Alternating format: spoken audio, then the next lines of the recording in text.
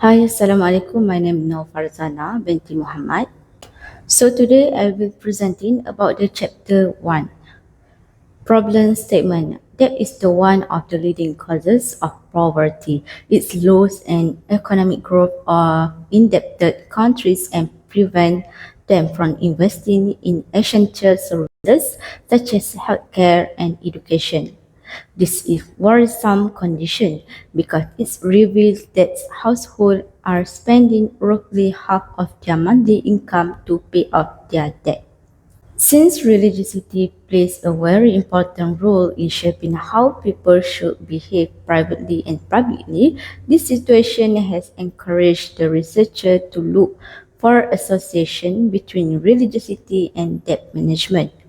For their objective, to determine whether akhlak, ibadah, and muamalah influence debt management skill among students UiTM Kota Baru.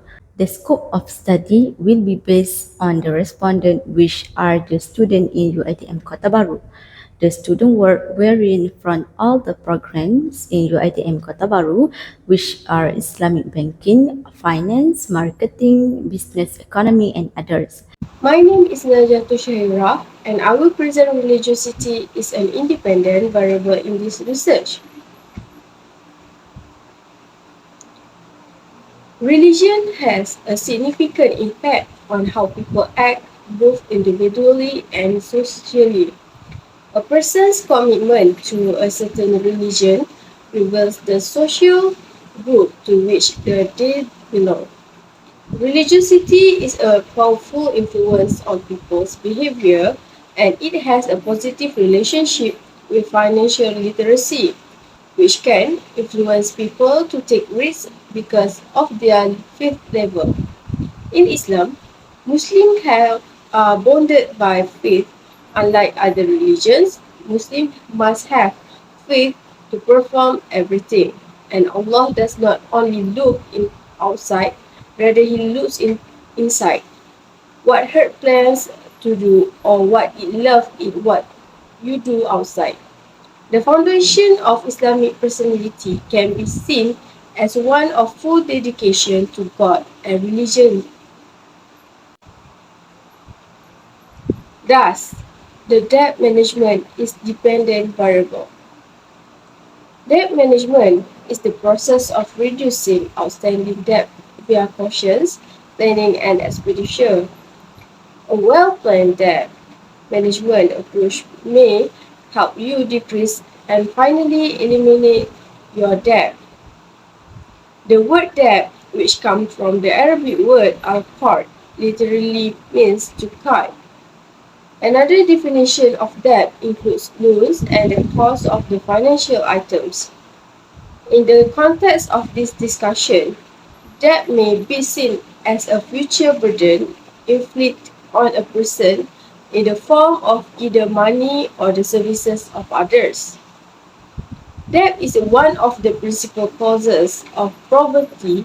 It has hampered the economic development of in-debt countries and has prevented them from investing in essential services such as healthcare and education.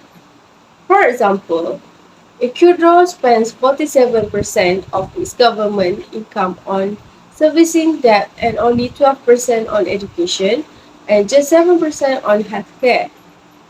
Financial debt also contributed to marital difficulties, as it was associated with increased levels of conflict, tension, and marital pressure, all of which decrease marital satisfaction or fulfillment. Such financial complications are frequently cited as one of the leading causes of divorce. A good credit score is an important part of good financial management practices. A credit score evaluates a person's capacity to repay existing debt. Having no records of loan repayment may also be a concern since a leader will have no information about individuals' repayment history. Most contemporary college students have significant debts, whether from student loans or excessive credit card usage to cover high living expenditure. Because students are more likely to be blacklisted as borrowers, it is critical that they acquire sound saving habits. One of the objectives of this research is to evaluate how students' opinion on saving influence their approach to money management. This is due to the fact that people's incentive to save money varies depending on how much they learn about personal finance. As an accord or agreement between people in need and those who can help, creditors and debtors must be trustworthy and honest in the context of human context. Harmonious. Consider the following to have a better understanding of this. If you are journey and cannot find a scribe, pick your goods against the loan. And if one trusts the other, then let him who is trusted deliver the thing entrusted and have fear of God, his Lord. Do not suppress any evidence for the who conceals evidence is sinful of heart, and God is aware of all you do. Surah Al-Baqarah 283. Playing off debts establish a link between God and people, as well between person and their surrounding. In Islam, debt default is punished by death, and the onus is on debtors to make timely payments. If greed interpersonal ties are harmed as a consequence of debt, society as a whole suffers as a result of the debtor's inability to return the loan. One of the qualities of Siddiq person is that he or she maintains their promise. If a debtor dies owing money, his or her successor are obligated to repay the loan under Islamic law. For this reason, debt must be fulfilled while one is still alive.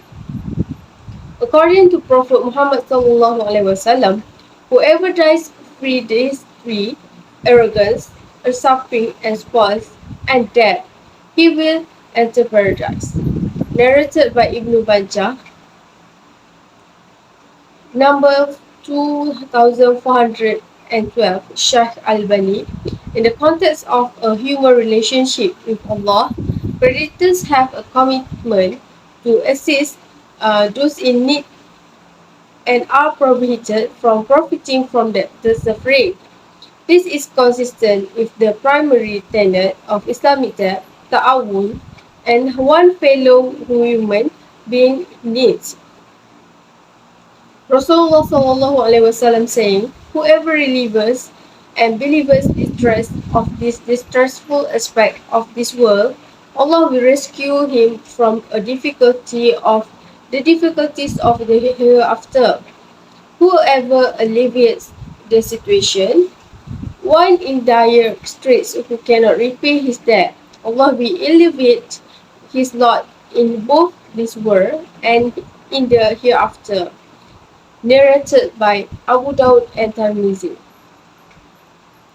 As much as feasible, Islam discourages excessive debt. It is regarded as having a significant and direct impact on a Muslim faith or conviction because it can result in negative outcomes. Prophet Muhammad would frequently pray, Allah, I seek refuge with you from sin and heavy debts. The diagram illustrated the conceptual framework for relationship between religiosity and debt management among students in UiTM Kota Baru. The hypotheses that will be developed for this study are: first, for akhlaq is H-null. There is no significant relationship between akhlaq, religiosity, and debt management among students in UiTM Kota Baru. Hypothesis alternative. There is a significant relationship between akhlaq, religiosity, and debt management among students in UiTM Kota Baru. Second, for ibadah is H-null. There is no significant relationship between ibadah, religiosity, and debt management among students in UiTM Kota Baru. Hypothesis alternative. There is a significant relationship between ibadah, religiosity, and debt management among students in UiTM Kota Baru. Third, for muamalat is H0, there is no significant relationship between muamalat, religiosity, and debt management among students in UiTM Kota Baru. Hypothesis alternative. This is a significant relationship between muamalat, religiosity, and debt management among students in UiTM Kota Baru. 3. The research design, population, sampling unit, sample size, unit of analysis and data collection procedure will all be covered in this chapter. First and foremost, this investigation used a quantitative approach for the research design because it is more fixed and deductive with the variables and hypotheses explicitly defined prior to the data collection. Also, the purpose of this research design is to assess the students' knowledge of religiosity and financial debt management at UiTM Kota Baru, as well as the impact of this knowledge on the students' financial debt management. Plus, this investigation is carried out by sending a link to a questionnaire via online platform such as WhatsApp, Telegram, and email. Furthermore, the students of UiTM Kota Baru are the population targeted by the research, and the sampling technique used is non-probability sampling. This is due to the fact that we have our own target students to respond to the survey. And given that the target students will be answering the questions via the online platform, convenient sampling is the best method that we use. On top of that, the target sample size for this research was 105 students from UiTM Kota Baru. The unit of analysis will be individual students, and the data collection procedure we used was primary data because we collected this data ourselves. The collected data is transferred to the Excel and the data is entered into the SPSS software which runs the data to generate the results. Consequently, questionnaires will be used in this study. The questionnaire were adapted and modified from the Muslim Religiosity Personal Index MRPI, which is divided into three sections. Section A, Socio-Demographic Profile. Section B, Religiosity including Akidah, Ibadah and Muamalat. And Section C, Financial Debt Tendency. Descriptive analysis. According to our previous studies, high agreement with particular criterion was present if the mean value was at or above 4. If the mean value is equal to or less than 2, the level of agreement is considered to be low, whereas a mean value of 3 indicates moderate agreement. In this research investigation, the mean value tends to be relatively high. According to the table debt management, as the dependent variable obtained the lowest mean indicating a low agreement of 2.1063. In fact, this analysis reveals that for the independent variable, Akidah achieved the highest number of means 4.8063, while Muamalat achieved the lowest 3.6381 with moderate agreement. In terms of standard deviation, debt management with 1.26151 as the dependent variable has the lowest standard deviation, while Akidah is 0.53115 as independent variable has the highest standard deviation. Next is the reliability test. A reliability analysis was carried out in the Akidah scale, which comprised 6 items, Ibadah with 6 items, Muamalat with 5 items, and debt management with 6 items. So firstly, according to the table, the reliability of the Akidah questionnaire was measured using the Cronbach alpha, and the result was 0.887, which implied that the measurement of the Akidah is reliable. Upon evaluation, it was observed that the majority of items carried value and were deemed worthy of the conservation. Thus, removing them will lead to the decline in the alpha. Secondly, the Cronbach alpha coefficient for the Ibadah questionnaire is 0.872, indicating the acceptable reliability. The measurement reliability for ibadah is considered to be good and all of the items seem to be valuable and worth keeping. However, there was one exception to this rule, which is item 3. The alpha value will be slightly increased to 0.888 if this item deletes. Thirdly, the Crumbridge alpha coefficient for the Muamalat questionnaire is 0.548, which indicates that the measurement reliability for the Muamalat is low as the items on the scale are not strongly correlated with each other. The original number of items for Muamalat was 6 with an alpha of 0.538. However, item number 2 was delayed, resulting in a slight increase in alpha by zero point 0.1. Consequently, the Crumbridge alpha coefficient for the debt management questionnaires shows an acceptable level of reliability at 0.936. The reliability of the measurement for debt management is highly reliable. Upon evaluation, it was observed that the majority of items possess value and were deemed worthy of being retained. Hence, removing them will lead to the decrease in the alpha. The table shows the Pearson correlation among Aqidah, Ibadah, Muamalat, and debt management. The Pearson correlation coefficient for these variables are negative 0.206, 0.001, and 0.496. This indicates that there is a linear relationship between Ibadah, Muamalah, and debt management. However, there was a non-linear relationship between Aqidah and debt management. An increase in the practice of Ibadah and Muamalah may lead to an increase in debt management among degree students in Kota Baru.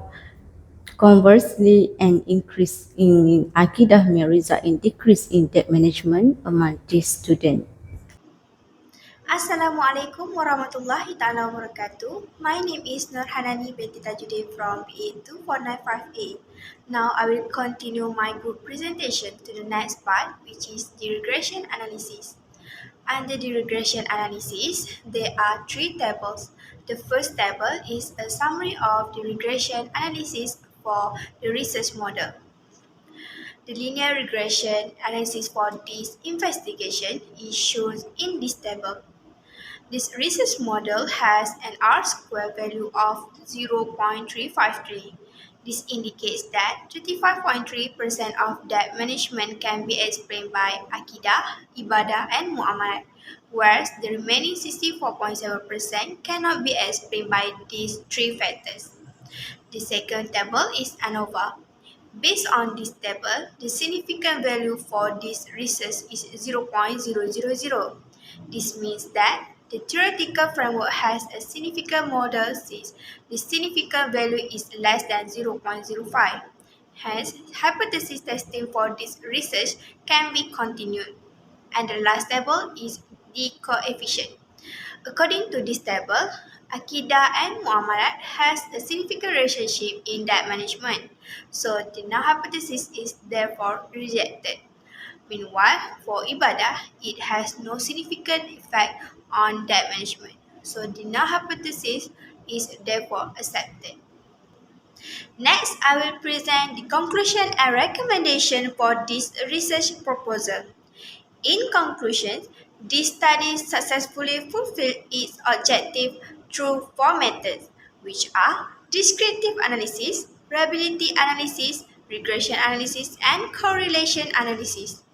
The findings indicate a lack of debt management among students at UiTM Kota Baru, as most are not exposed to debt management knowledge. Additionally, the study reveals a moderate level of religiosity among students, indicating they do not practice their religious belief. Based on the regression analysis, religiosity can influence debt management among students at UiTM Kota Baru, so these findings should be reviewed for further action by the university. For recommendation, we provide 5 recommendations to the university to help students increase their level of religiosity in debt management. The first recommendation is that UiTM Kota Baru should teach religious financial principles to students. The university can incorporate religious financial principles into students' financial literacy courses or workshops to discuss religious teaching on responsible borrowing, avoiding usury, and the importance of fulfilling financial obligations. The second recommendation is that UiTM Kota Baru should promote budgeting and financial planning to students. The university can teach its students on how to create a budget based on their income, expenses, and financial goals, and emphasize the importance of managing money wisely, living within one's means, and avoiding impulsive spending. The third recommendation is that UiTM Kota Baru should provide resources for interest-free alternative for students. The university should inform students about interest-free or Islamic financial products available such as Islamic banking and takaful insurance. These options align with religious principles and can help students manage their finance more ethically. The fourth recommendation is that UiTM Kota Baru should encourage ethical borrowing among students. The university should emphasize the significance of ethical borrowing and the potential consequence of excessive debt to students and encourage them to only take on debt for essential expenses and avoid unnecessary loans or credit card debt. And the last recommendation is that UiTM Kota Baru should offer debt counseling services to students. The university should provide access to debt counseling services that align with religious value for students. These services can offer personalized guidance on debt repayment strategies and financial planning. I think that's all from us. Thank you.